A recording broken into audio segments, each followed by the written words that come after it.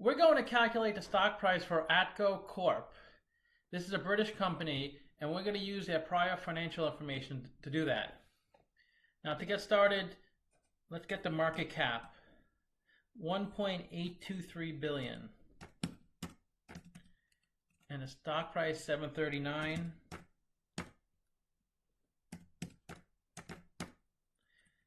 And next we need the free cash flow. And the best way to calculate the stock price for a company is to estimate future free cash flow and then discount those numbers back to today's dollars. And this is generally how almost all discounted cash flow models work, calculating free cash flow. Next in the model, we need net income.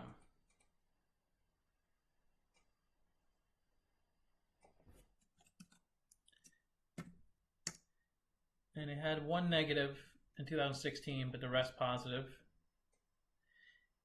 It's hard to value a company that has negative net income or inconsistent net income. That's kind of one of the difficult parts of valuing, especially startups.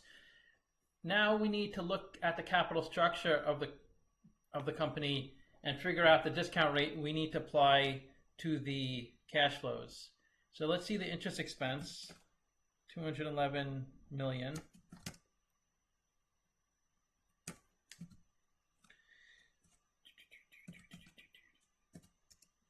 And now let's see how much debt they have. We got to go to the balance sheet for that. And their current liabilities, current debt is 364 million. And then non-current, 2.7 billion, that's due after 1 year. So they pay 6.9% on their debt.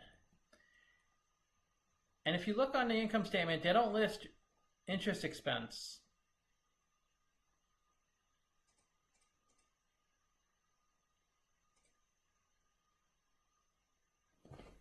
I'm sorry, they don't list income tax on the income statement. So I'm not really sure what it's part of, because I did look through their financial reports and I couldn't find it. So I'm just going to assume a 20% effective income tax, because interest payments are tax deductible. So they pay 6.9% on the debt, but that's deducted. We're going to use 20%. So the cost of debt is 5.53%. And now we have to get the cost of equity. And we use the beta for that.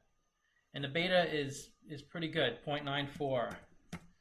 So it's a pretty secure stock. So when we combine the cost of debt with the cost of equity, we get a WACC of 7.03%. Now 7% is the price this company pays to obtain financing. So ATCO needs to generate at least 7% of profit a year to add value to its investors. If it generates below 7%, it's not adding value to its shareholders. And if this was to continue for a long period of time, it would eventually go bankrupt. So it's something to think about. And it's also interesting to see how much debt they have, 63% debt. I generally would not invest in a company with over 50% debt, because it tends to be more risky. But that's for you to decide. Now let's look at the free cash flow estimate. We calculated the next 4 years of free cash flow, and then we did a terminal value for all future after that. Then we discounted those numbers back to today, and we get a value for the company of $2.5 billion. When you divide it by 247 million shares, that means the stock price we calculate at $10.20. It's trading at $7.39. So we consider this a buy. It's trading at a 28% discount.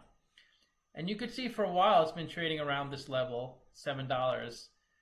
But maybe 6 months ago or so it was trading closer to intrinsic value.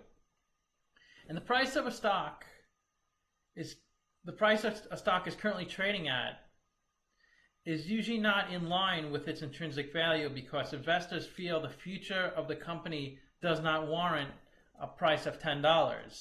As you can tell, it warrants a price of $7. And the only indication of a stock price is supply and demand the market provides. And the market's saying it's worth $7.42. So it's your job as the analyst to decide, is it worth more or less?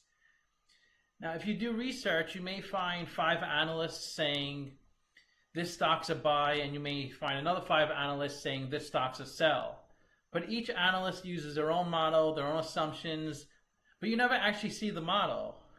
This is my model and my opinion on the company. So I hope you liked the video, and please come back again.